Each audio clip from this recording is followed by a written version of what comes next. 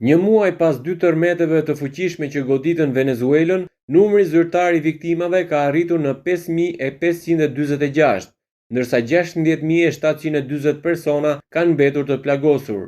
Dy tërmetet me magnitudo 7.2 dhe 7.5 goditën veriun e vendit natën e 24 qershorit, vetëm 39 sekonda larg njëri tjetrit, në një fenomen të rrallë të njohur si double seismic.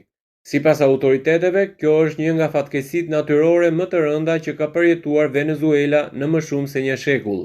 Bilanci i përditësuar u publikua nga presidenti i Asamblesë Kombëtare Jorge Rodriguez, i cili tha se numri i viktimave mund të rritet më tej, pasi vijon pastrimi i rënojave.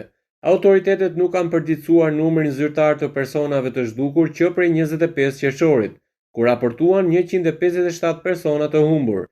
Ndërkohë, një nismë qytetare ka regjistruar rreth 29.500 raportime për persona, vendodhja të cilëve mbetet e panjohur, duke nxitur debat për mospërputhjen mes të dhënave zyrtare dhe raportimeve të qytetarëve.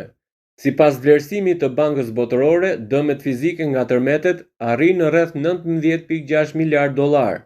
Prej tyre, rreth 9.3 miliard dollar janë dëme në banesa, 5.2 miliard dollar në infrastrukturën publike dhe afro 5 miliard dollar në ndërtesa tregtare dhe industriale.